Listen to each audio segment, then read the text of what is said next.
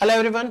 आज हम पढ़ने वाले हैं एक और इम्पोर्टेंट और एक इंटरेस्टिंग टॉपिक जिसका नाम है cell cell interaction. Cell cell interaction क्या होती है, कितने टाइप की होती है, वो सारी चीजें आज अपन डिस्कस करने वाले हैं। तो बेसिक्स के साथ में चलिए शुरुआत करते हैं टॉपिक की। सबसे पहले आप सेल सेल इंटरेक्शन की जरूरत समझिए। आखिर क्यों एक सेल दूसरी सेल से इंटरेक्ट कर रही है।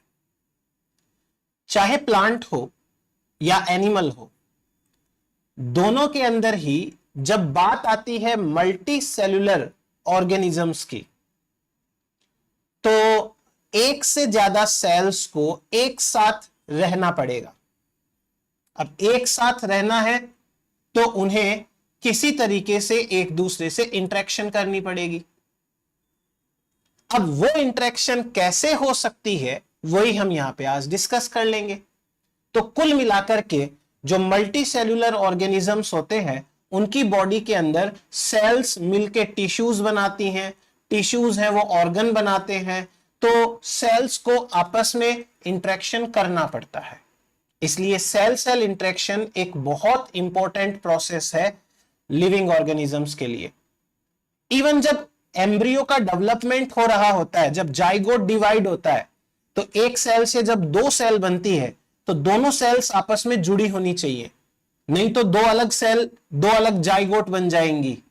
दो सेल की चार सेल बनती है, चार की आठ भी बनेगी, आठ की 10 भी, आठ की 16 भी बनेगी, इस तरीके से चलता रहेगा।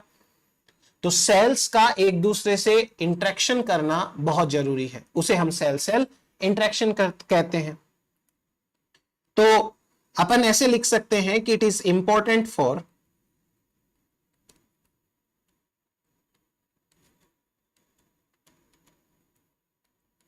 डेवलपमेंट ऑफ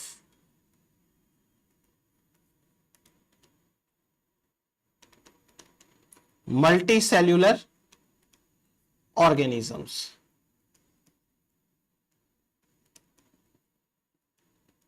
मल्टीसेल्यूलर ऑर्गेनिजम्स के डेवलपमेंट के लिए ये इंपॉर्टेंट होती है।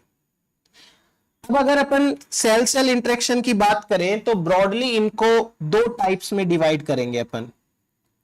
टाइप्स, एक होगा डायरेक्ट, एक होगा इनडायरेक्ट।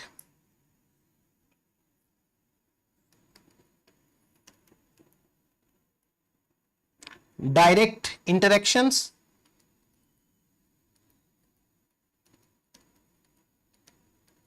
और दूसरी होगी indirect interactions.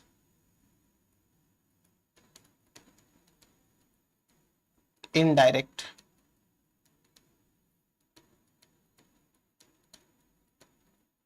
Interactions, direct and indirect interactions. नाम से भी देखो स्पष्ट है डायरेक्ट वाली। तो मान लीजिए कि ये दो सेल्स हैं, एक सेल ये है और एक सेल ये है, और इन दोनों को एक दूसरे के साथ में इंटरेक्शन करनी है। तो इस बार क्या होगा, ये दोनों सेल्स अपनी सरफेस पे कुछ ऐसे प्रोटीन्स बनाती हैं जिन प्रोटीन के माध्यम से ये दोनों एक दूसरे से इंटरेक्शन करती हैं। ये दोनों सेल्स एक दूसरे के साथ में ऐसे प्रोटीन बनाती हैं। ये प्रोटीन्स लाइगेंड एंड रिसेप्टर के जैसे ही होते हैं, पर ये लाइगेंड रिसेप्टर नहीं है। इनका काम है दो सेल्स को जोड़ने का। तो ऐसे जो प्रोटीन्स होते हैं, इन प्रोटीन्स को कहते हैं cell adhesion molecules.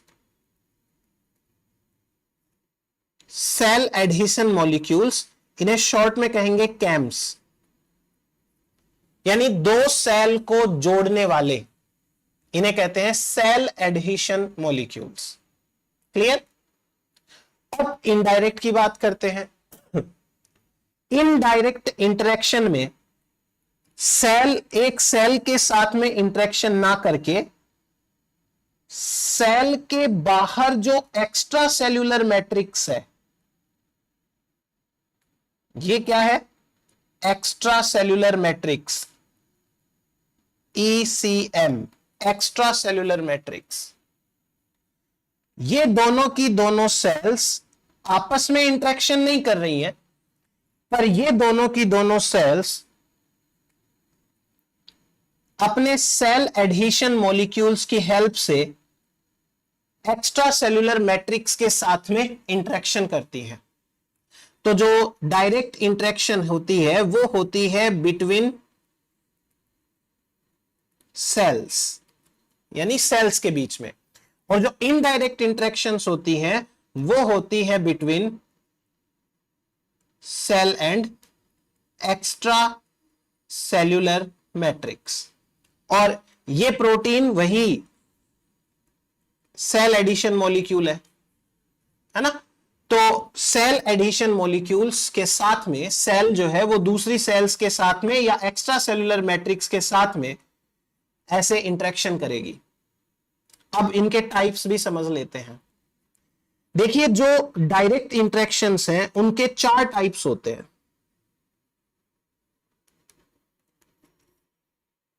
4 types.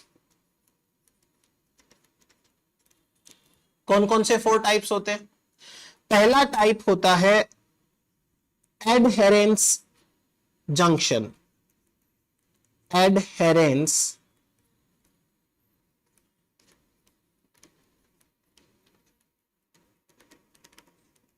Junction. दूसरा जो टाइप होता है वो होता है डेस्मोसोम्स।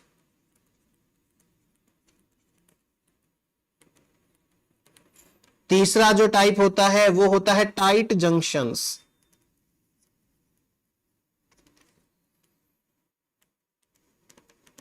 Tight junctions. चौथा जो टाइप होता है ये होता है गैप जंक्शंस।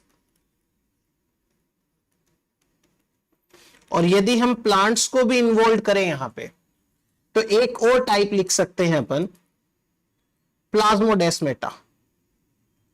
प्लांट सेल्स आपस में प्लाज्मोडेस्मेटा के थ्रू जुड़ी होती हैं। अभी नाम लिख लो, खाली सब समझाऊंगा आज बहुत अच्छे से। एकदम इजी चीज है ये, बहुत ज्यादा खास मतलब इंपॉर्टेंट भी तो है, बहुत ज्यादा टफ नहीं है ये। अब अगर मैं इनडायरेक्ट इंटरेक्शन की बात करूं तो इनडायरेक्ट इंटरेक्शन 2 टाइप की होती है। 2 टाइप्स।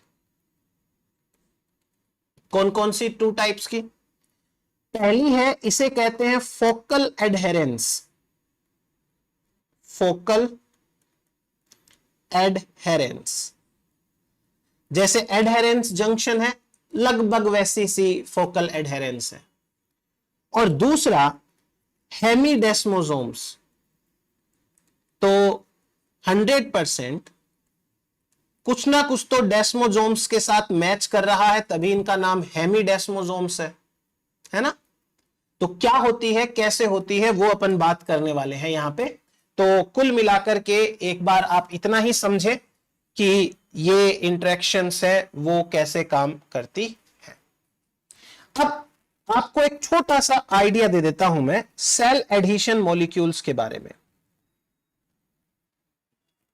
सेल एडिशन मॉलिक्यूल्स आगे भी बताऊंगा, पर एक बार आप यहां पे नाम देख लेंगे तो दिमाग में रहेगा कि हमें कुछ तो ये चीजें काम में लेनी है, तो इजी रहता है याद करना और समझना चीजों को, इसलिए मैं आपको नाम बता देता हूं। देखो, एक टाइप के सेल एडिशन मॉलिक्यूल्स होते हैं जिन्हें कहते हैं इंटीग्रीन्स। जब एक्स्ट्रा सेल्यूलर मैट्रिक्स पढ़ाया था, साइटोस्केलेटन पढ़ाया था, उस समय अपन ने बात करी है। दूसरे टाइप के जो होते हैं इन्हें कहते हैं सिलेक्टिन्स। ये भी प्रोटीन्स होते हैं, प्लाज्मा मेम्ब्रेन के अंदर से निकल के लगते हैं ये सेल के ऊपर, बता दूंगा।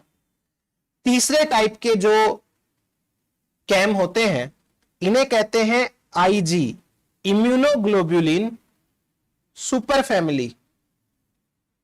Immunoglobulin super family camps. और चौथे टाइप के होते हैं कैडहेरिन्स। कैडहेरिन्स। तो हमें इन 4 टाइप के सेल एडिशन मॉलिक्यूल्स के साथ में काम करना है।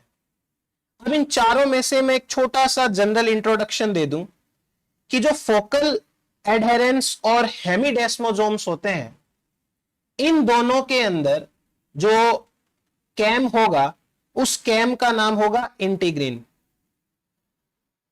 इंटीग्रिन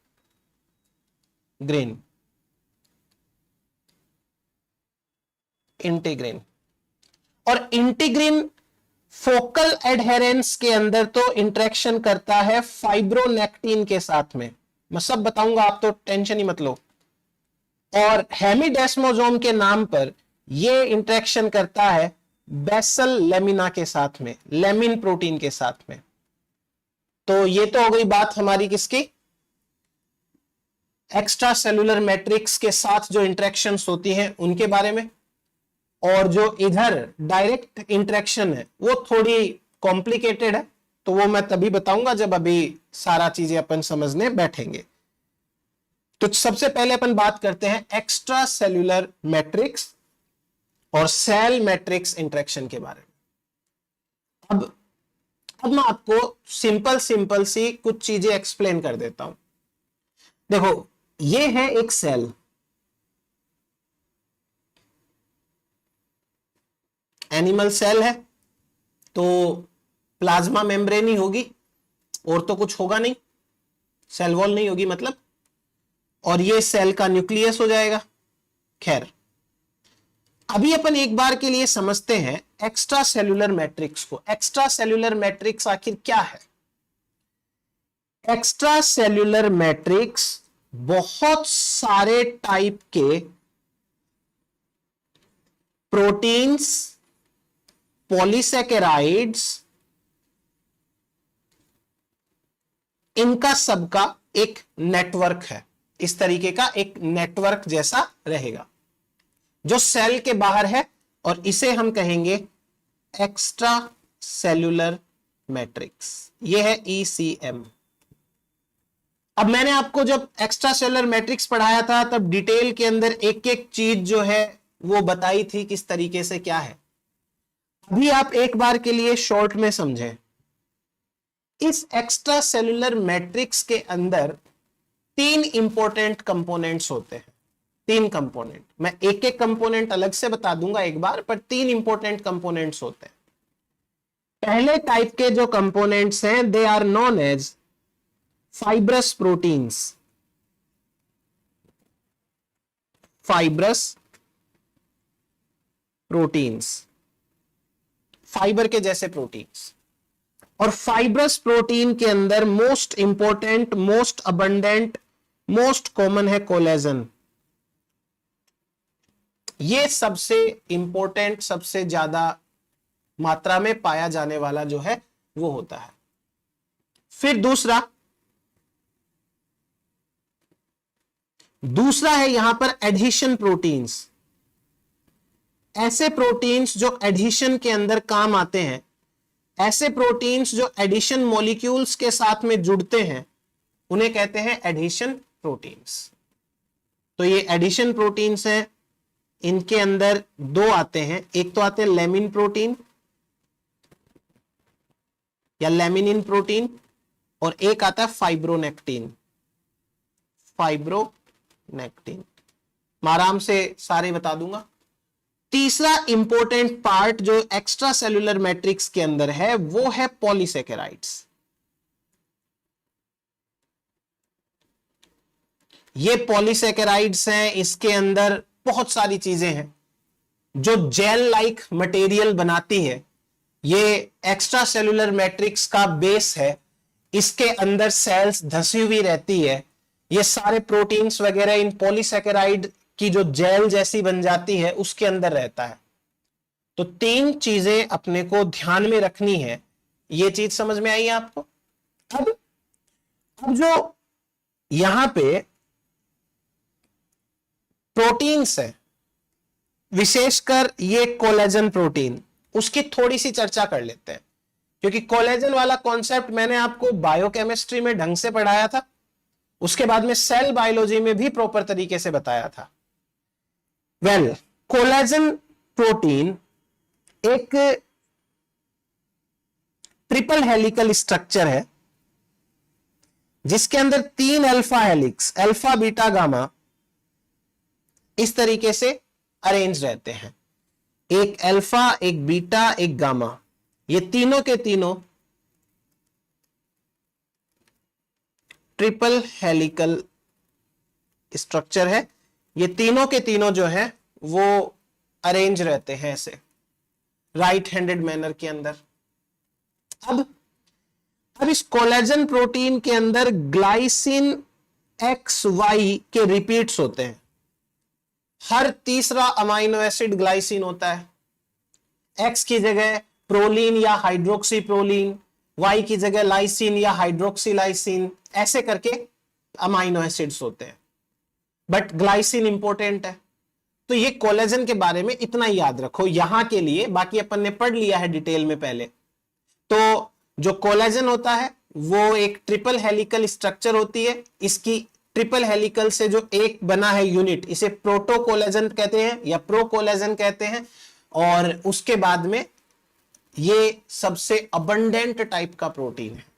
ठीक है, अब अपन आते हैं पॉलीसेकेराइड्स के ऊपर और फिर मैं आपको ये लेमिनिन और फाइब्रोनेक्टिन इनके बारे में भी बता दूंगा। तो पहले अपन मैट्रिक्स के पॉलीसेकेराइड के बारे में बात करते हैं। देखो, जो मैट्रिक्स के पॉलीसेकेराइड्स है ना, ये बनाते हैं जेल जैसी स्ट्रक्चर। तो पहले आप ये समझो कि ये खुद किसके बने होते हैं। So they are made up of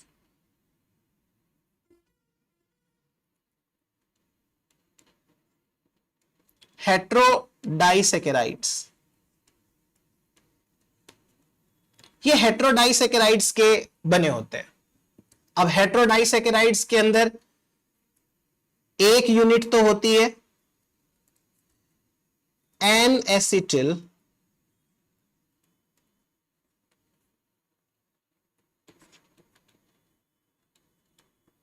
glucose amine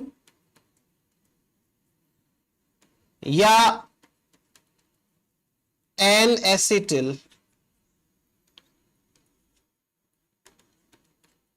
galactose amine इसकी। और दूसरी जो यूनिट होती है पॉलीसेकेराइड में वो होती है या तो ग्लूक यूरोनिक एसिड या होता है ये इडुरोनिक एसिड, इडुरोनिक एसिड। तो ये दो सेकेराइड्स हैं, मोनोसेकेराइड्स, इनसे मिलकर के बनते हैं पॉलीसेकेराइड्स। एक तो ये चीज याद रखो आप। अभी देखो और चीजें, ये जो पॉलीसेकेराइड्स है इन्हीं का दूसरा नाम होता है GAGs. They are also known as N acetyl glycosaminoglycans, इनको कहते हैं गैग्स। पॉलीसेकेराइड का ही दूसरा नाम है गैग्स, क्योंकि ये किसके बने होते हैं, ग्लाइकोज एमिनो ग्लाइकेंस के बने होते हैं, तो इनको गैग्स बोल देते हैं। अब इन गैग्स की खास बात पता क्या होती है। गैग्स की खास बात यह है कि they are highly negatively charged,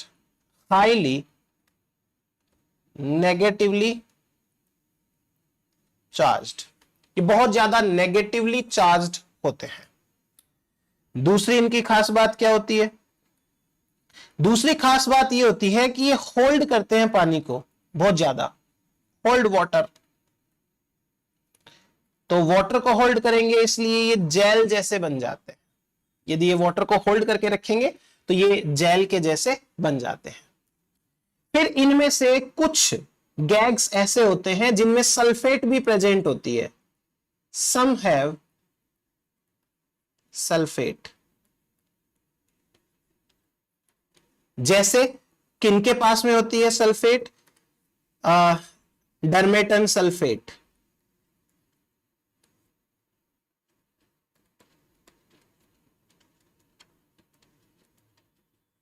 डरमेटन sulphate, जैसे कॉन्ड्रोइटिन सल्फेट, कॉन्ड्रोइटिन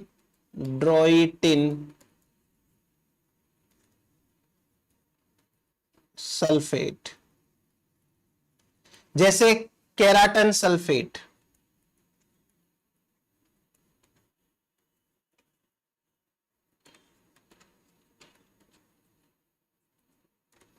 जैसे हेपारन सल्फेट,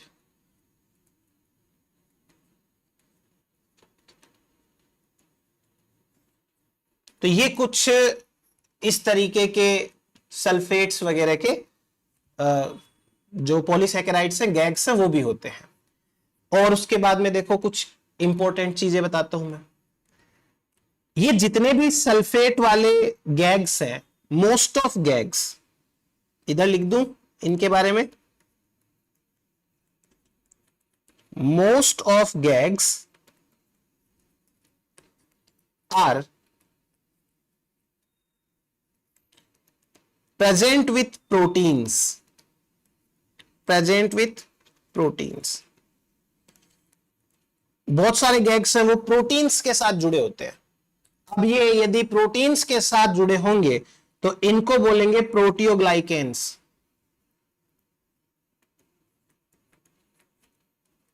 प्रोटियोग्लाइकेन्स, इनको प्रोटियोग्लाइकेन्स कहते हैं। तो ये प्रोटियोग्लाइकेन्स हो गए। लेकिन एक चीज नोट करके आप लिखेंगे, ये मैंने वहां पर भी बता रखी है पहले भी, अब फिर से क्योंकि इंपॉर्टेंट इतनी है तो मैं नोट करवा के ही लिखा देता हूं।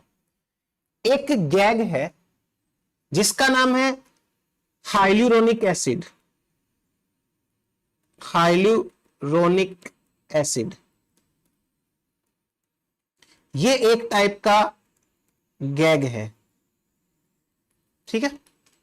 ये एक अकेला ऐसा गैग है जो किसी प्रोटीन के साथ नहीं होता, अकेला होता है। मतलब एक्स्ट्रा सेलुलर मैट्रिक्स के अंदर ये किसी के साथ इंटरेक्शन नहीं करता है। ये एक अकेला ऐसा ओनली गैग, प्रेजेंट अलोन, जो अकेला प्रेजेंट है, वो ऐसा गैग ये एक ही है। तो ये हुई हमारे पास में बात इस एक्स्ट्रा सेलुलर मैट्रिक्स के जो सिंपल टाइप के पॉलीसैकेराइड्स हैं उनके बारे में। मैं जानबूझ के आपको इन डिटेल उलझाना नहीं चाह रहा। आप तो ये याद रखो कि ऐसा एक ECM है जो मैंने यहां बनाया, जाल सा बिछा हुआ है। इसमें जो पॉलीसैकेराइड्स हैं वो जेल जैसे स्ट्रक्चर बना देंगे। तो इमेजिन करो जेल कैसा होता है, और उसके अंदर प्रोटीन्स वगैरह और ये एडिशन प्रोटीन्स वगैरह बिखरे पड़े हैं। बस अपना काम चल जाएगा टॉपिक का। अब बात करते हैं एडिशन प्रोटीन्स की। एडिशन प्रोटीन्स है वो दो टाइप के बताए थे मैंने, एक तो बताया था फाइब्रोनेक्टिन, एक बताया था लेमिनिन। तो पहले मैं आपको बताता हूं फाइब्रोनेक्टिन। पहला है फाइब्रोनेक्टिन।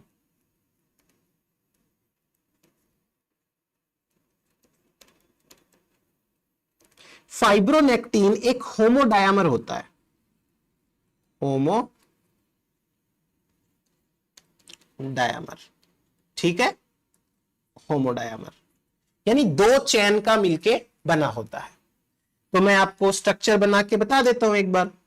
जैसे मान लीजिए कि ये एक चेन है अमाइनो एसिड्स की, ये इधर N टर्मिनस रहेगा, ये इधर C टर्मिनस रहेगा, और इतनी की इतनी बड़ी दूसरी चेन भी लेनी पड़ेगी क्योंकि ये होमोडायमर है। तो ये एक N टर्मिनस, ये C टर्मिनस, ठीक है।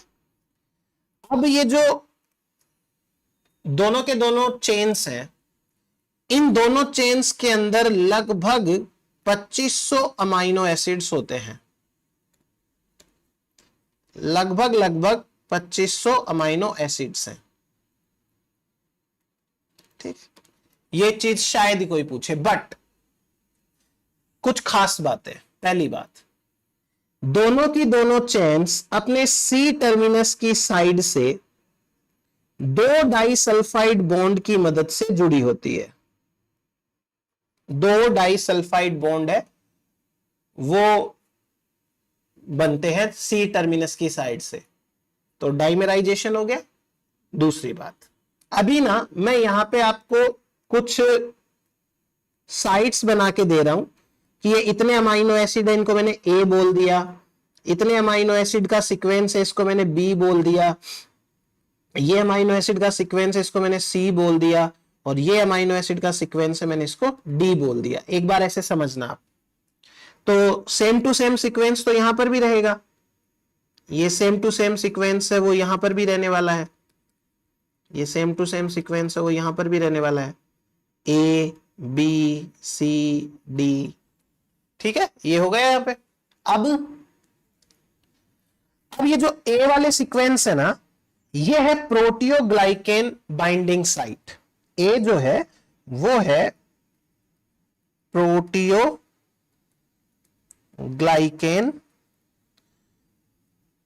Binding site. अच्छा, डी भी सेम टू सेम ही है, तो मैं ए एंड डी कर दूं। जो ए एंड डी है वो दोनों साइट्स से प्रोटियोग्लाइकेन के साथ में ये जुड़ते हैं, तो प्रोटियोग्लाइकेन बाइंडिंग साइट हो गई। दूसरा देखो बी, बी वाली जो साइट है that is integrin binding site, integrin binding site. और जो सी है it is collagen binding site, collagen binding site. तो ये तो हो गई अपनी बात फाइब्रोनेक्टिन के बारे में।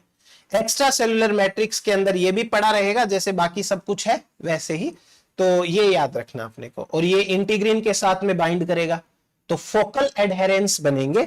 सो fibronectin involve in focal adherens, focal adherens. चलो, एक बात कंप्लीट हो गई। अब दूसरी, इंटीग्रिन के बारे में बात करते हैं। अच्छा, सेल मैट्रिक्स इंटरेक्शन में इंटीग्रिन आ गया, इसमें एक और बताना है लेमिनिन भी। चलो, स्लाइड पे जगह नहीं है, यही बताना पड़ेगा। दूसरा वाला जो है वो है लेमिनिन। लेमिनिन, लेमिनिन है वो एक हेट्रोट्राइमर है, हेट्रोट्राइमर यानी 3 चेन्स का बनता है ये, और तीनों अलग अलग हैं, सो हेट्रोट्राइमर होती है। Laminin is involve in hemidesmosome formation. ये हेमिडेस्मोसोम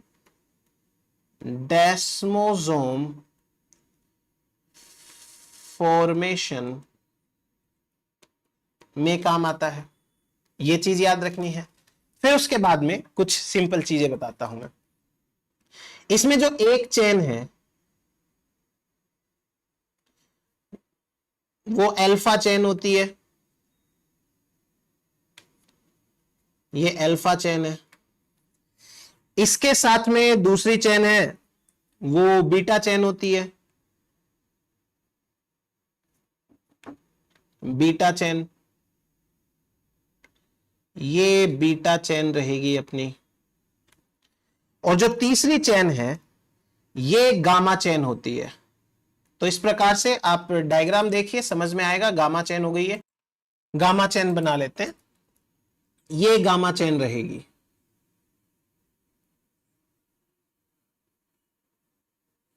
इस प्रकार से, ठीक। अब इन गामा चेन्स, मतलब इन तीनों ही चेन्स के अंदर बहुत सारे बाइंडिंग साइट्स होते हैं, बहुत सारे बाइंडिंग साइट्स होते हैं। इनमें से जो एक इंपॉर्टेंट टाइप के हैं, ऐसे सारे इंपॉर्टेंट है क्योंकि जब तक सभी के सभी बाइंडिंग साइट्स नहीं होंगे तब तक कोई मतलब भी नहीं निकलेगा। ये साइट है सेल बाइंडिंग साइट,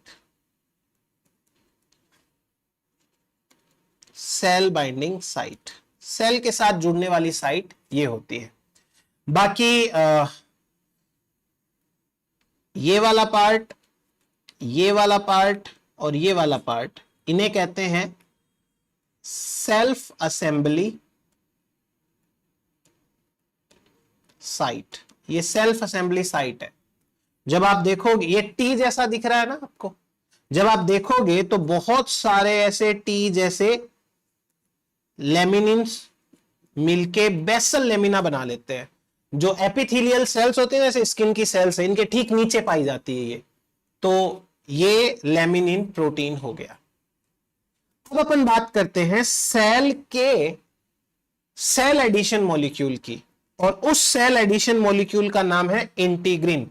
अभी अपन जो पढ़ रहे हैं वो पढ़ रहे हैं सेल और एक्स्ट्रा सेल्यूलर मैट्रिक्स के बीच वाली इंटरेक्शन, और इसमें केवल एक ही टाइप का सेल एडिशन मॉलिक्यूल काम आता है जिसका नाम है इंटीग्रिन। नाउ एक जो इंटीग्रिन होगा, एक इंटीग्रिन ये मिलके बनता है दो चेन्स का, एक अल्फा और एक beta, alpha and beta chains का। अब इस एक इंटीग्रिन की खास बात, ये सबसे major cell surface adhesion molecule है, एडिशन मॉलिक्यूल, मेजर टाइप का ये सेल सरफेस एडिशन मॉलिक्यूल है। ये सेल सेल इंटरेक्शन में तो काम आ ही रहा है, सेल टू मैट्रिक्स इंटरेक्शन में भी काम आ रहा है, साथ ही साथ ये सिग्नलिंग में काम आता है। ऑल्सो एक्ट एज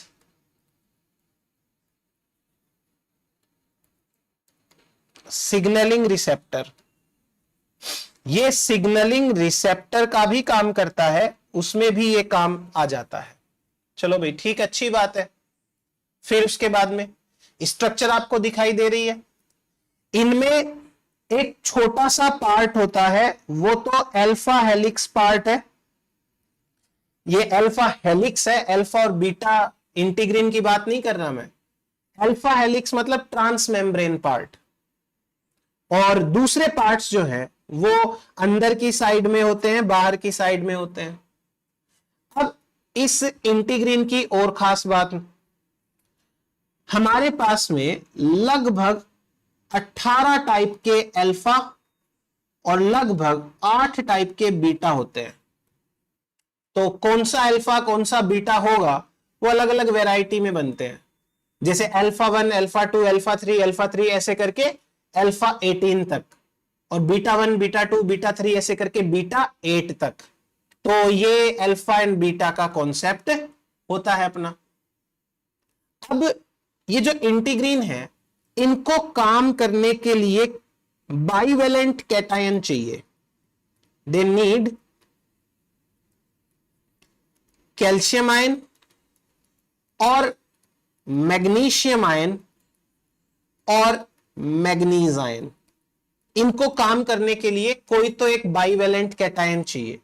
यहां पे देखो इन्होंने M2+ लिखा है, इस M2+ का मतलब है कि या तो ये मैग्नीशियम प्लस प्लस है या फिर ये मैग्नीज प्लस प्लस है। तो इस तरीके का ये होता है, काम करने के लिए इनको चाहिए होता है। अब फोकल एडहेरेंस में भी यही काम आता है, और बेसल लेमिना के साथ में हेमिडेस्मोसोम बनाने हैं तभी भी यही काम आता है। तो मैं आपको एक एक करके एक्सप्लेन करने की कोशिश करता हूं। पहले अपन बात करेंगे फोकल एडिशंस की, जो कि बनता है बिटवीन इंटीग्रिन एंड फाइब्रोनेक्टिन के बीच में, फाइब्रोनेक्टिन के बीच में।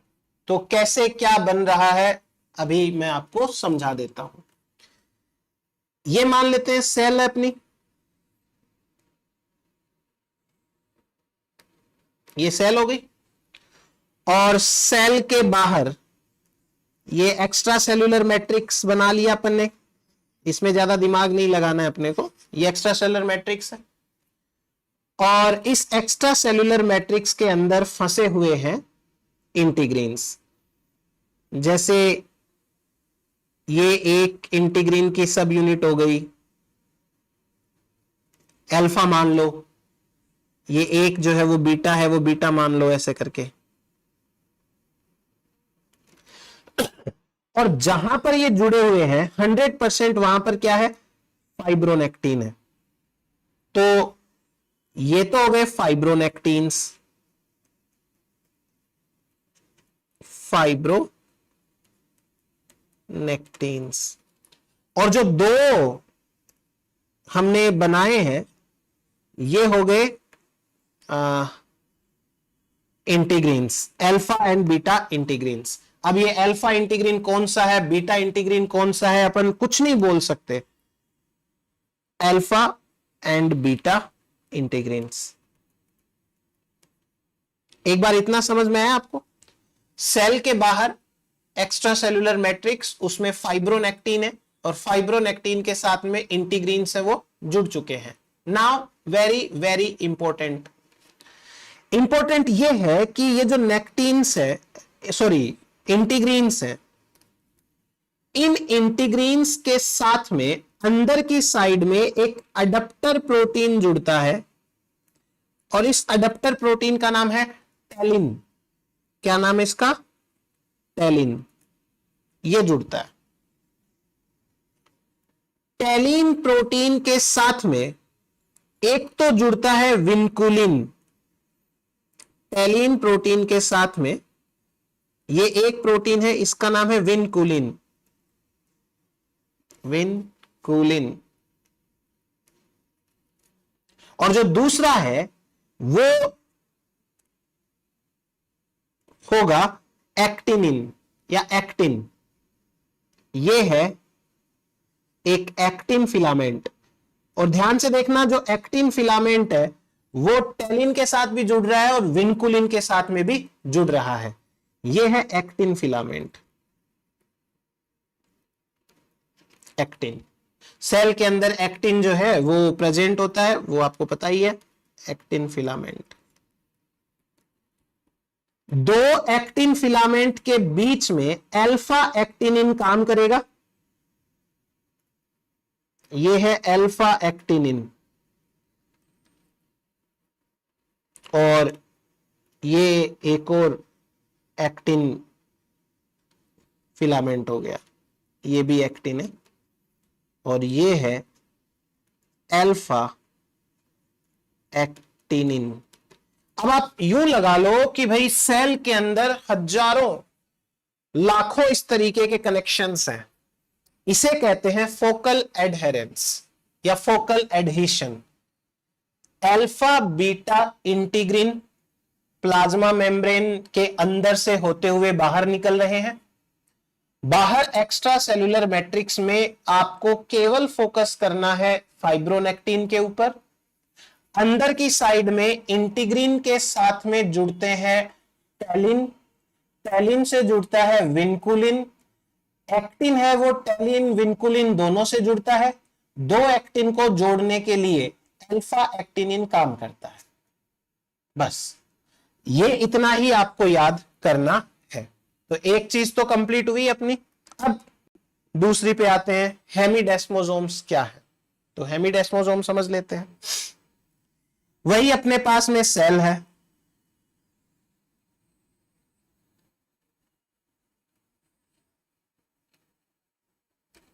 और सेल में, सेल के बाहर की साइड में इस बार अपने को फोकस करना है ये टी के ऊपर। ये अल्फा बीटा गामा का बेसल लेमिना है, ये लेमिनिन प्रोटीन है।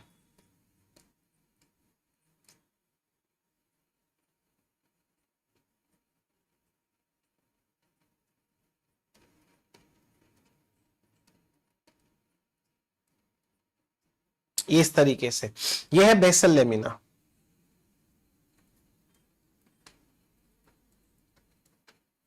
और बेसल लेमिना के अंदर जो प्रोटीन है वो है लेमिनिन। लेमिनिन। अब वही अपने को अल्फा बीटा इंटीग्रिन लगाने हैं, नया तो कुछ है नहीं, सेम टू सेम ही रखना पड़ेगा। तो लेट सपोज कि ये हो गया अपना अल्फा और ये हो गया इसके साथ में एक बीटा। तो ये अल्फा बीटा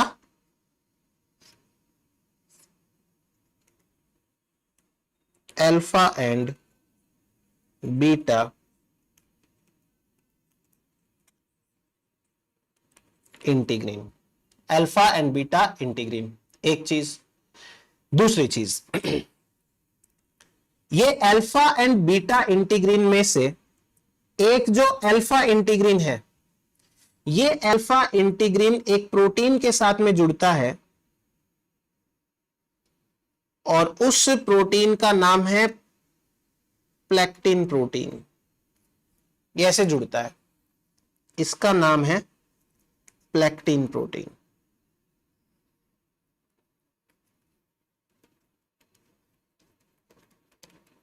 प्लेक्टिन, ठीक है। अब प्लेक्टिन प्रोटीन के साथ में एक और प्रोटीन जुड़ता है, उस प्रोटीन का नाम है, और वो प्रोटीन प्लाज्मा मेम्ब्रेन तक जाता है भाई। इस प्रोटीन का नाम है BP180, बाइंडिंग प्रोटीन 180, BP180।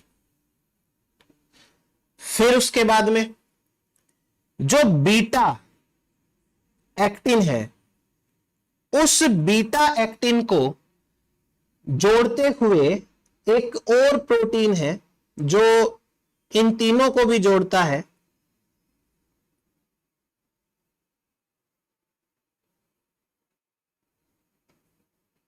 इस प्रकार से। इसका नाम है BP230, बाइंडिंग प्रोटीन 230। आपको डायग्राम बनाने के लिए नहीं बोला जाएगा, आपको यह भी नहीं कहा जाएगा कि बताओ कौन किसके साथ में जुड़ रहा है। इतना सा याद रख लो कि यहां कौन कौन से हैं, अल्फा एंड बीटा इंटीग्रीन के साथ कौन कौन जुड़ रहा है। तो आपके BP180, BP230, प्लेक्टिन, ये तीन जुड़ रहे हैं। फिर जो प्लेक्टिन एंड BP230 है, इनके साथ में जुड़ते हैं इंटरमीडिएट फिलामेंट्स, और intermediate filament is the main filaments for the formation of hemidesmosomes. बस यही तो याद रखना है। फोकल एडहेरेंस के अंदर एक्टिन फिलामेंट्स थे, ये है इंटरमीडिएट फिलामेंट्स। हो गया अपना काम, इंटरमीडिएट फिलामेंट्स, ये लो, इसे बोलते हैं हेमिडेस्मोसोम। तो क्या क्या चीज काम आई यहां पे वो आप समझ लीजिए। अल्फा बीटा इंटीग्रीन, उनके साथ में प्लेक्टिन, BP180, BP230, फिर उसके बाद में इंटरमीडिएट फिलामेंट मेन है। जैसे यहां पे एक्टिन मेन है, वैसे ही यहां पे इंटरमीडिएट फिलामेंट है, वो मेन है। यहां पे एक्टिन आ जाएगा, यहां पर इंटरमीडिएट फिलामेंट आ जाएगा। तो ये हुआ हमारे पास में cell to extracellular matrix, इसका जो दो टाइप की इंटरेक्शंस है वो। अब नेक्स्ट बात करते हैं। नेक्स्ट है सेल सेल इंटरेक्शन। जैसे मैंने आपको पहले बताया कि यहां पे दो सेल्स होंगी और दोनों की दोनों सेल्स हैं,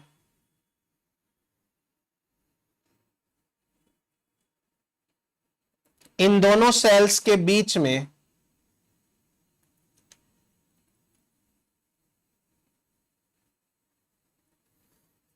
डायरेक्ट कनेक्शन होगा। डायरेक्ट कनेक्शन किसके होंगे? कैम के, सेल एडिशन मॉलिक्यूल्स के होने वाले हैं। अब सेल एडिशन मॉलिक्यूल्स हैं, सेल सेल इंटरेक्शन में काम आने वाले हैं। तो ये चार टाइप के होते हैं, मैंने आपको बताया था। तो एक आपको मैं टेबल एक्सप्लेन कर देता हूं ये वाली, उससे पहले अपन सिंपल सा समझ लेते हैं कि सेल एडिशन मॉलिक्यूल्स चार टाइप के होते हैं।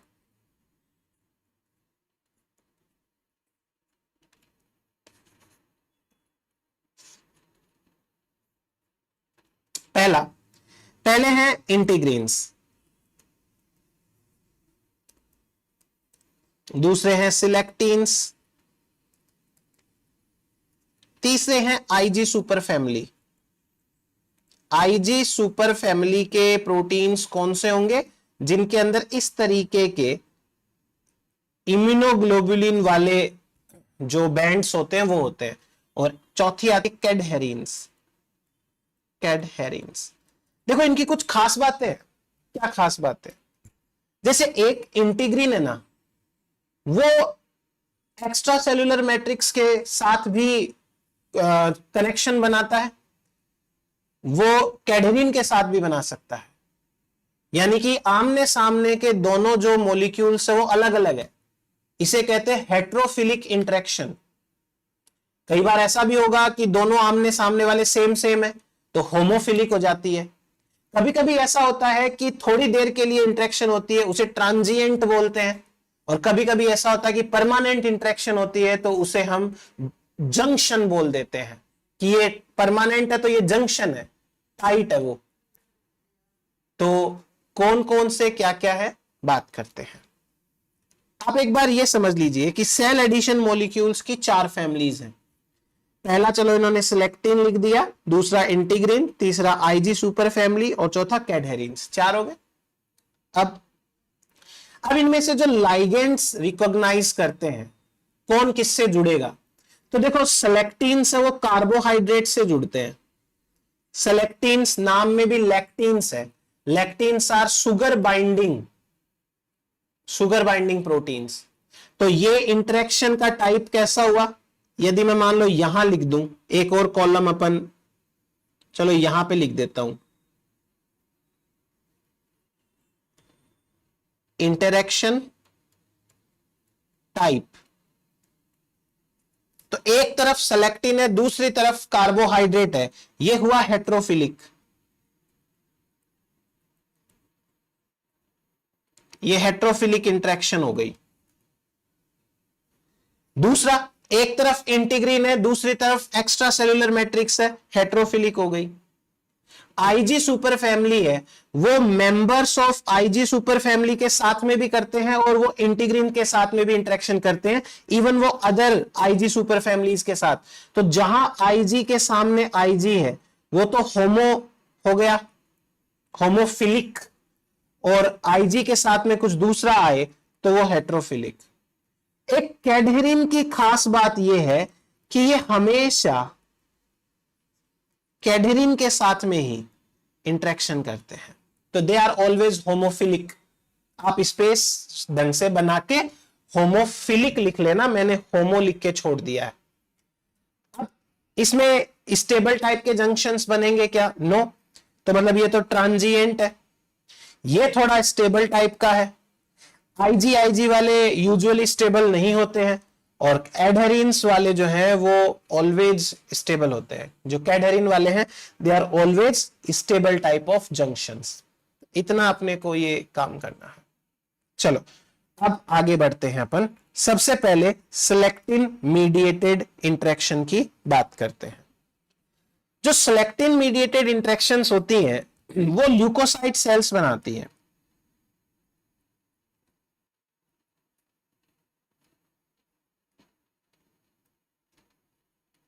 Leukocyte cells with endothelial cells. Blood vessel की जो एंडोथीलियल सेल्स है, एंडोथीलियल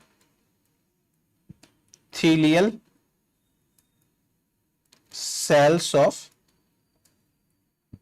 ब्लड वेसल्स। तो ये हुआ अपने पास में एक सेलेक्टिन मीडिएटेड इंटरेक्शन के बारे में छोटी सी जानकारी। देखो हमारी बॉडी में जब कभी भी चोट लग जाएगी, इन्फ्लेमेशन रेस्पॉन्स आएगा, तो ल्यूकोसाइट सेल्स उधर जाएंगी। तो ल्यूकोसाइट सेल को क्या करना है? ब्लड की जो एंडोथीलियल सेल्स है उनके ऊपर ऊपर ऊपर ऊपर चलना है। आप ऐसे समझो एक पानी का पाइप है और उसमें पानी भरा हुआ है, यानी कि वो ब्लड है। और उस पानी के पाइप में जिसमें पानी भरा हुआ है उसमें मान लो अपन कुछ सेल्स डाल दें, या एक बार के लिए सोचिए कोई जो कंचे होते हैं कांच के, वैसे कंचे डाल दें, तो वो लुढ़कते लुढ़कते जाएंगे उसके ऊपर। तो ये सिलेक्टिन ल्यूकोसाइट सेल कैसे मूव करती है मैं आपको वो बताता हूं। देखो, जैसे ये है ब्लड वेसल, तो ये ब्लड वेसल की एंडोथीलियल सेल्स हैं। ये ब्लड वेसल की एंडोथीलियल सेल है।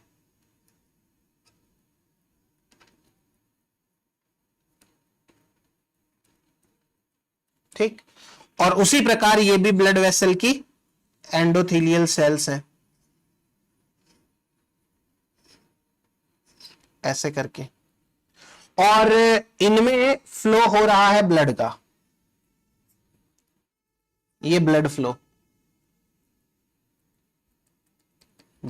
हो रहा है। अब आप ध्यान देना, एक ल्यूकोसाइट सेल है, ये है ल्यूकोसाइट सेल। इस ल्यूकोसाइट सेल ने अभी स्टार्टिंग में अपने सेलेक्टिन के साथ में, किसके साथ में? सेलेक्टिन के साथ में एंडोथीलियल सेल के कार्बोहाइड्रेट के साथ में इंटरेक्शन किया। मैं आप सब समझाऊंगा, आपको टेंशन नहीं लेनी है ना। ये तो है सेलेक्टिन,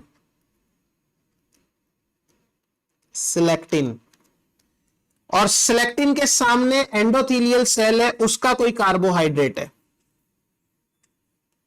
या मैं बेटर ये कह दूं ग्लाइकोप्रोटीन है। ये ग्लाइकोप्रोटीन में जो शुगर पार्ट है उसके साथ में जुड़ेगा। अभी ना इस ल्यूकोसाइट सेल के पास में इंटीग्रिन भी है, ये इंटीग्रिन है, इंटीग्रिन। जब ये सेल आगे की तरफ क्रॉल करेगी तो क्या होगा कि ये सेल सेलेक्टिन वाले तो छोड़ देगी कनेक्शन, और अपने इंटीग्रिन के साथ में ज्यादा परमानेंट, ज्यादा टाइट टाइप के कनेक्शन बनाएगी। तो दूसरी तरफ होगा ICAM, inter cellular cell adhesion molecule. ICAM का मतलब हो गया inter cellular cell adhesion molecule, intercellular CAM. और ये वाला पार्ट है वो इंटीग्रिन है। इस बार समझो बात को, इंटीग्रिन। तो जो सेल है वो सेल का जो एक पार्ट है, मतलब इस ल्यूकोसाइट सेल के अंदर ये सेल जो है वो ल्यूकोसाइट है, ल्यूकोसाइट सेल। तो ल्यूकोसाइट सेल जो है उसमें बहुत सारा क्या बोलते हैं इसको, सेलेक्टिन भी है, इंटीग्रिन भी है, सब कुछ ही है इसके पास। तो पहले सेलेक्टिन के साथ में बॉन्ड बनता है, उसके बाद में इंटीग्रिन के साथ में। तो अब मैं आपको थोड़ा सा ये खोल के या थोड़ा सा डिटेल में बता देता हूं। जैसे ये वाली बात करूं मैं यदि, तो अभी ना सेल इस कंडीशन में है, सेल इस कंडीशन में कि सेल की प्लाज्मा मेम्ब्रेन के अंदर ये इस प्रकार से, ये है सेलेक्टिन,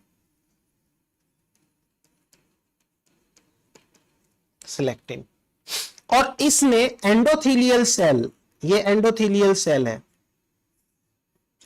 इसने एंडोथीलियल सेल के ग्लाइकोप्रोटीन के साथ में बॉन्ड बना रखा है।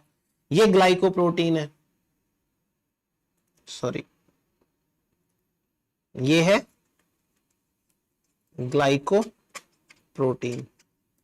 ठीक, और ग्लाइकोप्रोटीन में भी यहां पर कार्बोहाइड्रेट है उनके साथ में, ये कार्बोहाइड्रेट्स के साथ बॉन्ड बना हुआ है। अब आपसे कोई ये पूछ ले कि कौन से कार्बोहाइड्रेट्स हैं, तो यहां पे टोटल आपको 4 टाइप के कार्बोहाइड्रेट्स मिलेंगे। एक है एन एसिटिल ग्लूकोजामिन,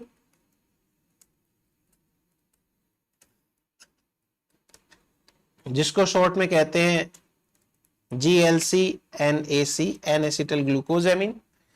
दूसरा फ्यूकोज, तीसरा गैलेक्टोज, चौथा सियालिक एसिड। सियालिक एसिड, इसकी शॉर्ट फॉर्म लिखवा रहा हूं, आप फुल फॉर्म लिख लो। N acetyl neuraminic acid, N acetyl neuraminic acid, NaNA, N acetyl neuraminic acid. तो ये कार्बोहाइड्रेट के साथ में सेलेक्टिन जुड़ता है। दूसरा कनेक्शन ये वाला समझो, इंटीग्रीन वाला। अगर मैं इंटीग्रीन वाले कनेक्शन की बात करूं तो आपको पता है अल्फा बीटा टाइप के तो इंटीग्रीन हो जाएंगे दो। जैसे मान लो मैं कह देता हूं ये एक अल्फा इंटीग्रीन है, ये एक बीटा इंटीग्रीन है, ये तो अल्फा बीटा इंटीग्रीन हो गए। अब अल्फा कौन सा है वो कुछ नहीं बोल सकते, अल्फा बीटा इंटीग्रीन। और इनके सामने जो एंडोथेलियल सेल है, इस एंडोथेलियल सेल ने इस बार बनाया है एक आईकेम। ये आईकेम, इंटरसेल्यूलर सेल एडिशन मॉलिक्यूल। तो इस प्रकार से अपने को ये सेलेक्टिन के साथ में देखने को मिलती है। क्लियर हुआ ये? अब यहां से आपको छोटी छोटी चीजें, बेसिक सी चीजें हैं वो समझनी है। सेलेक्टिन के सामने कौन है? सेलेक्टिन के सामने ग्लाइकोप्रोटीन है, तो ये एक तरीके की हेटेरोफिलिक इंटरेक्शन है। हेटेरोफिलिक, क्या ये परमानेंट रहने वाली है सेल? यहां पे नहीं, ये तो आगे चलेगी, तो ये ट्रांजिएंट है। और सेम टू सेम ये चीजें दोनों पे लागू होती है। आईकेम के साथ में भी ये परमानेंट नहीं, रुकेगी थोड़ी ना ये सेल, ये तो आगे आगे चलती जाएगी। हां, बट ये वाली जो इंटरेक्शन है वो मोर स्टेबल है, मोर स्टेबल, बट परमानेंट नहीं है ना, ट्रांजिएंट ही है। तो ये हुई हमारे पास में सेलेक्टिन मीडिएटेड दो तरीके की इंटरेक्शंस। अब आते हैं आईजी सुपर फैमिली वालों के पास में। देखो जो आईजी सुपर, अच्छा ये मैंने आपको क्या चीज नहीं बताई, स्किप हो गया मुझसे। सेलेक्टिन तीन टाइप के होते हैं। सेलेक्टिन, सेलेक्टिन टाइप्स, एक होते हैं L selectin, L selectin. L selectin होते हैं ल्यूकोसाइट के ऊपर, ऑन ल्यूकोसाइट, ल्यूकोसाइट। दूसरे होते हैं ई सेलेक्टिन, ई सेलेक्टिन होते हैं एंडोथीलियल सेल के ऊपर, ऑन एंडोथीलियल सेल। और एक होते हैं पी सेलेक्टिन, ये होते हैं ऑन प्लेटलेट्स। तो ये तीन तरीके के अपने पास में सेलेक्टिन्स होते हैं। ओके, अब आ जाओ आईजी सुपर फैमिली वालों के ऊपर। आईजी सुपर फैमिली वालों की खास बात ये होती है कि ये ज्यादातर इंटीग्रीन के साथ में या अपने जैसे ही किसी दूसरे कैम के साथ में इंटरेक्शन करते हैं। जैसे नर्व सेल की बात करें अपन, कंडीशन है हमारी ड्यूरिंग एम्ब्रियो डेवलपमेंट,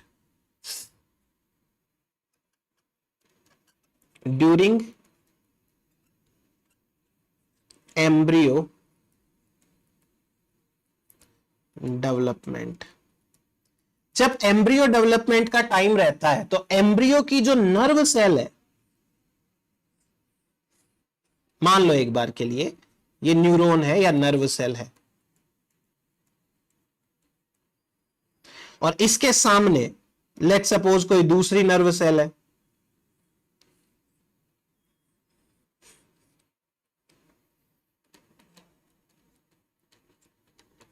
दूसरी नर्व सेल है, तो होगा क्या, ये दोनों ही नर्व सेल ये आईजी सुपर फैमिली वाले कैम्स बनाएंगी। जैसे इसने बनाया,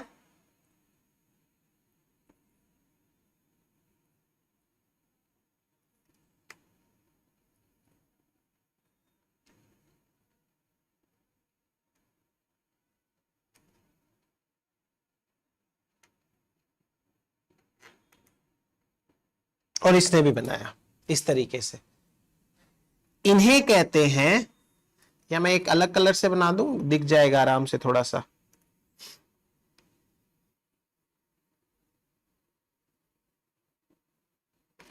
इन्हें कहते हैं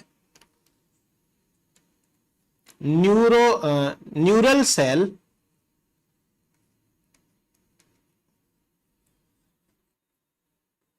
एडहेशन मॉलिक्यूल।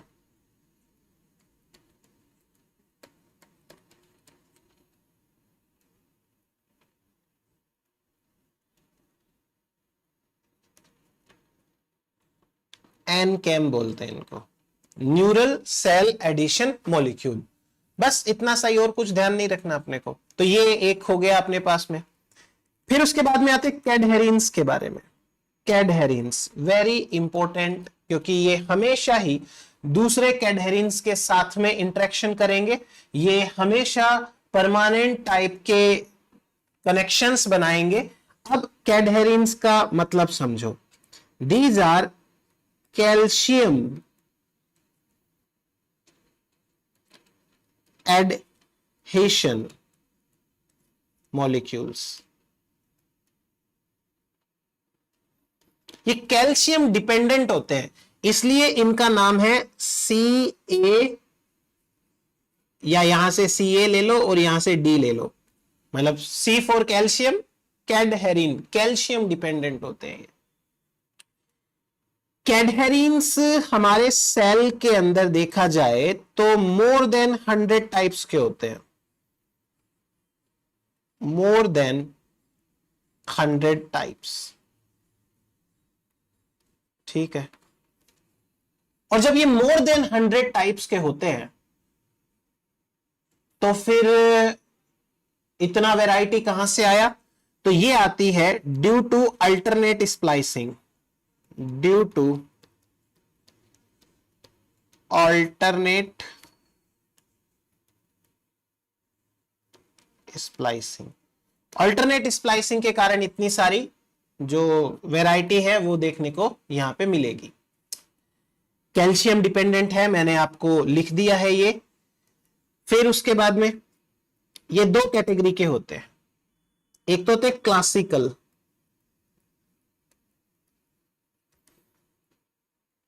कैडहेरिन्स।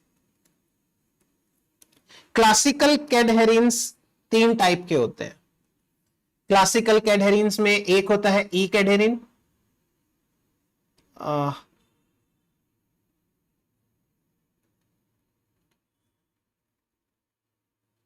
ई कैडहेरिन। और जो ई कैडहेरिन है ये पाए जाते हैं ऑन एपिथेलियल सेल्स। एक होते हैं एन कैडहेरिन, न्यूरल कैडहेरिन। ये दोनों वाइड स्प्रेड होते हैं,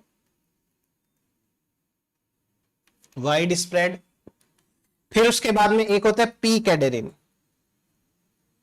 पी फॉर प्लेसेंटा। प्लेसेंटा के टाइम पर ये कैडहेरिन्स काम आते हैं।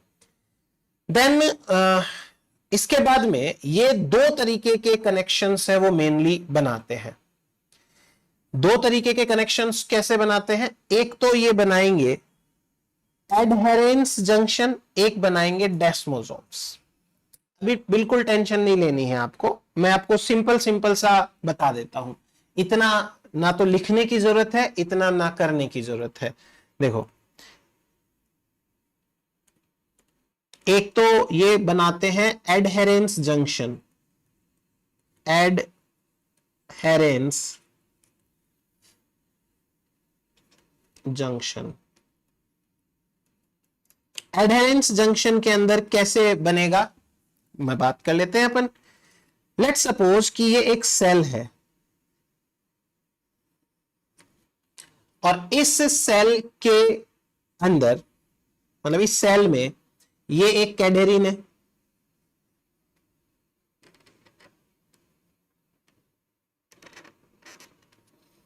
ये हो गया कैडहेरिन। कैडहेरिन। कैडहेरिन के साथ में अंदर की तरफ जुड़ा हुआ है एक प्रोटीन जिसका नाम है P120।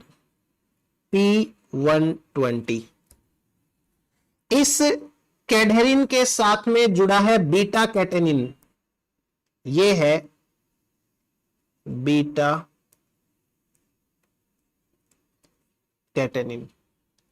इस बीटा कैटेनिन के साथ में जुड़ा हुआ है अल्फा कैटेनिन। ये अल्फा कैटेनिन। लास्ट लेक्चर के अंदर अपन ने लिखा था ना कि बीटा कैटेनिन के दो ही काम होते हैं, एक तो ये ट्रांसक्रिप्शन फैक्टर की तरह काम करता है और दूसरा जो है ये एक्टिन को कैडहेरिन से जोड़ने के काम में आता है। अभी देखो कैसे होगा ये। फिर उसके बाद में एक और प्रोटीन है जो अल्फा कैटेनिन के साथ जुड़ता है और इस प्रोटीन का नाम रहेगा विनकुलिन। ये है विनकुलिन।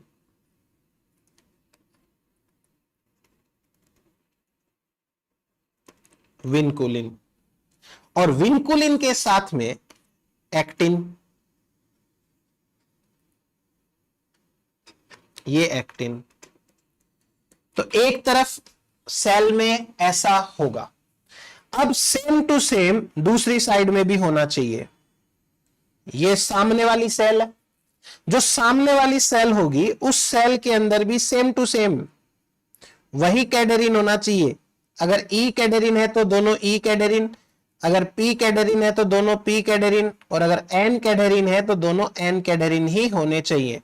रीजन, क्योंकि कैडहेरिन ऑलवेज होमोफिलिक बनाते हैं।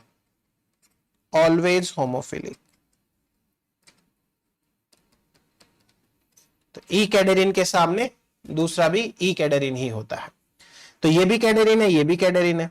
अब उसके बाद में वही बात, ये रहा P120, फिर उसके बाद में ये रहा बीटा कैटेनिन, फिर उसके बाद में ये रहा अल्फा कैटेनिन, फिर उसके बाद में ये रहा विनकुलिन, और फिर फाइनली ये रहा एक्टिन। ये कहलाता है एडहेरेंस जंक्शन। जहां कैडहेरिन के साथ एक्टिन हो वो एडहेरेंस होता है। अब बात आती है डेस्मोसोम की, दूसरे टाइप के डेस्मोसोम्स। देखो डेस्मोसोम और हेमीडेस्मोसोम आपने पढ़ा पहले। हेमीडेस्मोसोम, तो हेमीडेस्मोसोम में क्या था, एक तरफ तो इंटीग्रिन था, अंदर की तरफ इंटरमीडिएट फिलामेंट था, बाहर की तरफ एक्स्ट्रा सेलुलर मैट्रिक्स था, बेसल लेमिना। वो है हेमी। ये है पूरे डेस्मोसोम, यानी दोनों तरफ इंटरमीडिएट फिलामेंट होगा, यानी दोनों तरफ सेल होगी। तो जैसे ये एक तरफ की सेल है और इसके सामने ये दूसरी तरफ की सेल है, तो दोनों तरफ सेल है, पहली बात तो ये। फिर यहां पर ना थोड़े से ये कैडहेरिन्स के नाम चेंज हो जाते हैं, बाकी है ये सेम क्लास के कैडहेरिन। जैसे ई कैडहेरिन है तो सामने भी ई कैडहेरिन ही है। एक तरफ जैसे ये कैडहेरिन है, इस कैडहेरिन का नाम है डेस्मोग्लेइन। डेस्मोग्लेइन। तो दूसरी तरफ जो कैडहेरिन है डेस्मोकोलिन है। अब ये डेस्मोग्लेइन और डेस्मोकोलिन दोनों एक ही क्लास के हैं। ये तो डेस्मोग्लेइन हो गया, ये डेस्मोकोलिन हो गया, डेस्मोकोलिन। ठीक। फिर अंदर सब सेम, इतना ही अंतर आना है। इधर की साइड में प्लेकोफिलिन है, ये है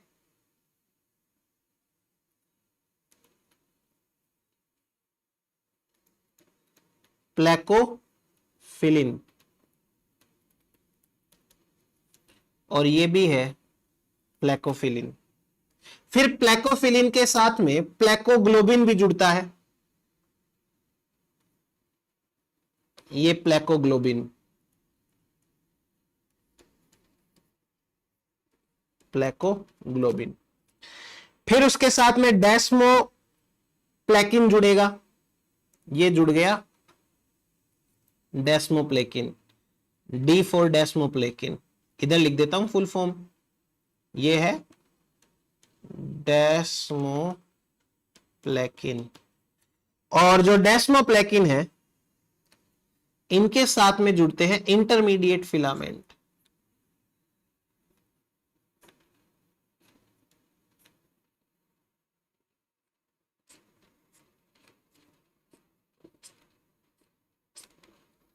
ये IF इंटरमीडिएट फिलामेंट। तो दोनों तरफ इंटरमीडिएट फिलामेंट है तब तो डेस्मोजोम है, और एक तरफ इंटरमीडिएट फिलामेंट है दूसरी तरफ नहीं है तो वो हेमीडेस्मोजोम है। बस ये अंतर आपको याद रखना है। देन उसके बाद देखो ये थोड़ा सा डायग्रामेटिक व्यू में अच्छा दिखेगा, आप इतने सारे ना याद करके एक याद कर लेना, इसका अपना काम चल जाएगा। और आपसे कोई ऐसे मतलब यूं थोड़ी पूछेंगे कि डायग्राम के अंदर कौन कहां किससे जुड़ रहा है, इस तरीके का। अलग अलग किताबें बहुत अलग अलग तरीके से बनाती हैं ये डायग्राम्स को। मेन चीज ये है कि कौन कौन से अडेप्टर प्रोटीन्स है और कौन कौन से सेल एडिशन प्रोटीन्स है। तो सेल एडिशन मॉलिक्यूल्स है ना, वो एक को छोड़ के सारे अडेप्टर प्रोटीन कहलाते हैं। जैसे ये P120 ये भी एक अडेप्टर प्रोटीन है, beta catenin, alpha catenin, vinculin ये भी अडेप्टर है, एक्टिन है वो भी एक अडेप्टर प्रोटीन टाइप का होता है। तो ये सारे के सारे हमारे पास में है। ये थोड़ा सा डायग्राम देखना आपको समझ में आएगा। अब बात करें क्लासिकल एंड डेस्मोसोमल कैडहेरिन्स के बारे में। तो जो क्लासिकल कैडहेरिन्स होते हैं, ये कैडहेरिन्स ई कैडहेरिन, एन कैडहेरिन एंड पी कैडहेरिन होते हैं। और ये अभी जो बताया अपन ने वही वाला काम करते हैं। जबकि डेस्मो कैडहेरिन्स है वो डेस्मोग्लोबिन, प्लेकोग्लोबिन, डेस्मोग्लेइन,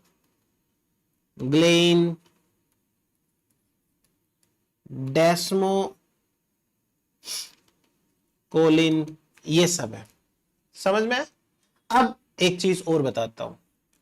जैसे मान लो कि ये कोई ह्यूमन है और ये इस ह्यूमन का चेहरा है और ये जा रहा इसका रेस्पिरेटरी ट्रैक्ट, या एक बार के लिए सपोज करो एयरवे है, ठीक है, सांस नली, एयरवे। अब ह्यूमन के एयरवे में जो सेल्स हैं उन सेल्स पर एक कैडहेरिन लगा हुआ है और इस कैडहेरिन का नाम है CDHR3, CDHR3। ये एक कैडहेरिन है, ठीक है। क्यों बताया जा रहा है ये आपको? क्योंकि ये कैडहेरिन एक वायरस का रिसेप्टर है और ये वो वायरस है, ये है वायरस, और इस वायरस का नाम है रीनो वायरस C। इसे बोलते हैं RVC। C तो स्ट्रेन का नाम है इसका, ये जो C है वो तो एक स्ट्रेन है, ठीक। और जो ये वायरस जाएगा तो ये वायरस कॉमन कोल्ड कॉज करेगा, कॉमन कोल्ड। तो ह्यूमन की रेस्पिरेटरी ट्रैक्ट के अंदर या एयरवे के अंदर सेल्स जो होंगी उनके सरफेस के ऊपर कैडहेरिन्स हैं वो एक्सप्रेस होते हैं, और ये कैडहेरिन्स एक वायरस के लिए रिसेप्टर का काम करते हैं। These are receptor for RVC। ये RVC के रिसेप्टर हैं, वो काम करते हैं। तो ये भी आपको याद रखना पड़ेगा, अच्छी चीज है ये, एग्जाम में आने लायक। फिर बात करेंगे टाइट जंक्शंस के बारे में। अब ये जो डायग्राम, इसको देख के डरना नहीं है बिल्कुल भी, क्योंकि इस डायग्राम के अंदर बहुत सारे जंक्शंस दे रखे हैं, तो आपको तो खाली टाइट जंक्शन पे ध्यान देना है। जैसे मैं बता रहा हूं उतना ध्यान दो, तो देखो टाइट जंक्शंस क्या होते हैं, सबसे पहले तो नाम ही समझो कि ये सील्स होती हैं। सील्स का मतलब ये अपने थ्रो किसी भी चीज को क्रॉस नहीं होने देंगी, चाहे कोई आयन हो या कोई मॉलिक्यूल हो। ये जिन दो सेल के बीच में बन गए ना, उधर से कुछ भी नहीं जा सकता, चाहे कोई आयन हो या कोई शुगर हो, मतलब कुछ भी नहीं, मतलब कुछ भी नहीं। अब आपको इस डायग्राम में एडहेरेंस जंक्शन दिख रहे हैं, छोड़ दो। डेस्मोसोम्स दिख रहे हैं, छोड़ दो। गैप जंक्शंस अभी मैं थोड़ी देर में बता दूंगा। आप ध्यान दो टाइट जंक्शंस के ऊपर, जितना बता रहा हूं उतना ध्यान दो। देखो टाइट जंक्शंस बनाने के लिए बहुत सारे प्रोटीन्स होते हैं। जैसे आपको ऑक्लूडिन नाम का एक प्रोटीन दिख रहा है, जैसे आपको क्लाउडिन्स नाम के प्रोटीन दिख रहे हैं, जैसे आपको जैम जंक्शन एडहेशन मॉलिक्यूल दिख रहा है, जंक्शन एडहेशन मॉलिक्यूल ये भी दिखाई दे रहा है। तो ये तीन तरीके के और भी बहुत सारे हैं, बहुत सारे हैं, मैं भी थोड़ा बता दूंगा और डिटेल के अंदर। अब आपको ध्यान क्या क्या रखना है वो देखो। सबसे पहली बात, जैसे ऑक्लूडिन है, ये 4 ट्रांस मेम्ब्रेन हेलिक्स बनाता है, 4 बार प्लाज्मा मेम्ब्रेन को क्रॉस करता है। ये क्लाउडिन्स हैं, ये भी 4 ट्रांस मेम्ब्रेन हेलिक्स बनाते हैं। जेम्स जो होते हैं ना, वो सिंगल या 1 ट्रांस मेम्ब्रेन हेलिक्स ही बनाते हैं, 1 ट्रांस मेम्ब्रेन। एक चीज तो ये हो गई। दूसरी चीज मैंने बता दी कि ये सेल जो सील टाइप के जैसे से होते हैं, मतलब किसी चीज को भी ये अपने थ्रू क्रॉस करने देते नहीं है। फिर उसके बाद में और एक इंपॉर्टेंट, ये टाइट जंक्शन ऑलवेज होमोफिलिक होते हैं। होमोफिलिक यानी ऑक्लूडिन के सामने ऑक्लूडिन, क्लाउडिन के सामने क्लाउडिन, जैम के सामने जैम। जो जैम होता है वो आईजी सुपर फैमिली का है, आईजी सुपर फैमिली, ये आईजी सुपर फैमिली का होता है। ठीक है, इतनी चीज। अब एक सबसे खास बात, जैसे हमने बाकी के लिए अडेप्टर प्रोटीन्स पढ़े थे, कौन से अडेप्टर प्रोटीन, जैसे यहां देखो जरा, ये मैंने कैडेरिन बनाया था, तो कैडेरिन के पीछे मैंने P120 लगाया, बीटा कैटेनिन लगाया, अल्फा कैटेनिन लगाया, विनकुलिन लगाया, तब जाकर के एक्टिन के साथ में जुड़ना हुआ। दूसरी तरफ मैंने जैसे प्लेकोफिलिन लगाया है, प्लेकोग्लोबिन लगाया है, ये डेस्मोप्लेकिन लगाया है, तब जाके इंटरमीडिएट फिलामेंट से जुड़ना हुआ। अडेप्टर प्रोटीन क्या होता है, समझ में आ गया ना। वैसे ही जब टाइट जंक्शन होगा, तो टाइट जंक्शन के अंदर जो अडेप्टर प्रोटीन्स होते हैं ना, इन अडेप्टर प्रोटीन्स का नाम होता है जोन्युला ओक्लूडेंस, ZO, जोन्युला ओक्लूडेंस। ये प्रोटीन्स हैं, ये कहलाते हैं adapter proteins. Adapter proteins 3 type के होते हैं ये, ZO1, ZO2, ZO3। ZO1 है वो ओक्लूडिन के साथ काम करता है, ZO2 है वो क्लाउडिन के साथ काम करता है, और ZO3 है वो जैम के साथ काम करता है। देख लो सामने बना हुआ है। तो आपको ये डायग्राम्स हैं वो इसी तरीके से याद रखने हैं। जैसे लेट्स से कि ये एक सेल है, अभी मैं सिर्फ एक का डायग्राम लेके बता दूंगा आपको। ये एक सेल है, तो इस सेल के अंदर ये 1 2 3 4 ये हो गया क्लाउडिन या ओक्लूडिन, और ये हो गया 1 2 3 4, ये दूसरा इसके सामने ओक्लूडिन के सामने ओक्लूडिन। या मैं जैम की बात करूं तो ये एक जैम हो गया, तो इसके सामने ये दूसरा जैम हो गया, जैम के सामने जैम। अब इनके पीछे इनको होल्ड करने के लिए जो प्रोटीन जिम्मेदार होता है, स्कैफोल्ड प्रोटीन बोलते हैं इसको, अभी बताऊंगा, मैं इसको डिटेल में अलग से पढ़ाना पड़ेगा 1 सेकंड 2 सेकंड बाद में। ये है जेडो प्रोटीन, ये भी है जेडो प्रोटीन। तो ये टाइट जंक्शंस इस प्रकार से बनते हैं, बस ये याद रखो।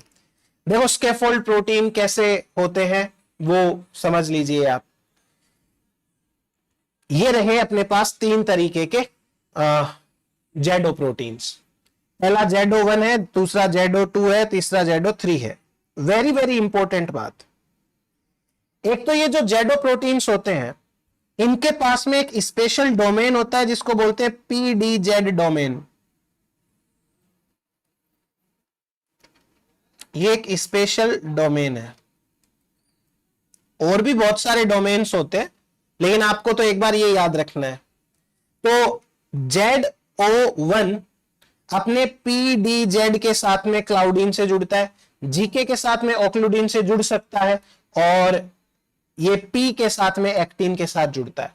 ये इनके डोमेन्स के नाम है, P domain, SS3 domain, PDZ domain, GK domain, ऐसे ऐसे करके। तो आपको बस ये याद रखना है 3 तरीके, इनकी स्ट्रक्चर मत याद करना। एक तो ये नाम याद करना, जेडो 1, जेडो 2, जेडो 3। एक याद करना कि इनके अंदर पीडीजेड नाम का डोमेन होता है। एक SS3 भी याद कर लेना, ये जरूरी है। तो ये हमारे पास में इसके फोल्ड प्रोटीन्स हैं, वो बन गए। नेक्स्ट देखो गैप जंक्शंस। गैप जंक्शंस क्या होते हैं? नाम से स्पष्ट है, गैप और जंक्शन मतलब टाइट है, ये ऐसे परमानेंट टाइप की इंटरेक्शन है ये gap junction. First of all ये एक टाइप के चैनल होते हैं, लाइक चैनल्स। ये एक टाइप के चैनल के जैसे होते हैं, लाइक चैनल्स। जो ये चैनल्स के जैसे हैं तो ये आयंस, स्मॉल मॉलिक्यूल्स, इनका ट्रांसपोर्ट कराने के काम आते हैं, एक चीज। दूसरा, एक प्रोटीन की फैमिली है जिसको बोलते हैं कोनेक्सिन फैमिली। कोनेक्सिन फैमिली, ठीक है। ये मान लो एक कोनेक्सिन है, ये दूसरा कोनेक्सिन है, ये तीसरा कोनेक्सिन है, ये चौथा है, ये पांचवा है, और ये छठा कोनेक्सिन है। यहां पे टोटल 6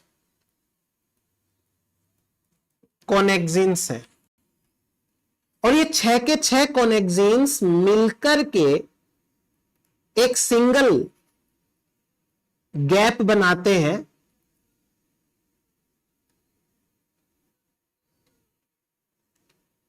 इस तरीके से इसे कहते हैं कोनेक्सोन। कोनेक्सोन यानी 6 कोनेक्सिन मिलकर के एक कोनेक्सोन बनाते हैं। समझ में आया ये? फिर जैसे मान लो कि ये प्लाज्मा मेम्ब्रेन है एक सेल की, तो इसमें ये एक कोनेक्सोन लग जाएगा, और ये प्लाज्मा मेम्ब्रेन है दूसरे सेल की, तो इसमें ये दूसरा कोनेक्सोन है वो लग जाएगा। तो 2 कोनेक्सोन मिलके और ये आराम से आर पार आयंस वगैरह का फ्लो होगा। इन्हें कहते हैं गैप जंक्शंस। आप देखिए दोनों सेल्स के बीच में ये 1, ये 2, ये 3, ये 4, ये 5, ये 6, 6 का सेट होता है एक। स्पेशली ये कहां काम आएंगे? ऐसी सेल्स जिनमें इलेक्ट्रिक एक्साइटेबल टाइप की सेल्स होती हैं, इलेक्ट्रिकली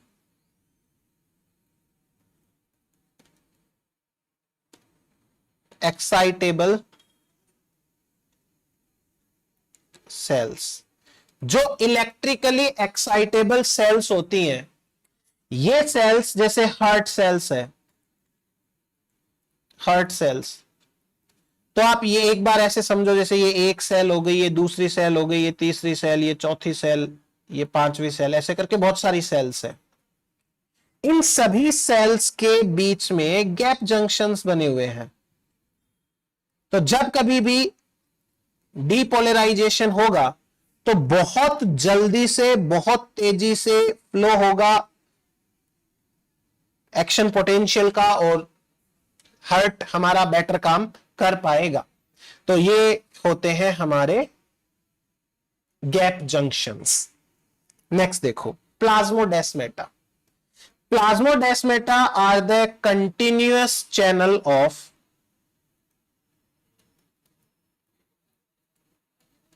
या continuous connection of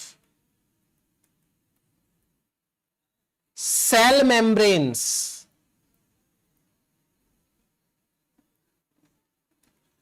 of two plant sales.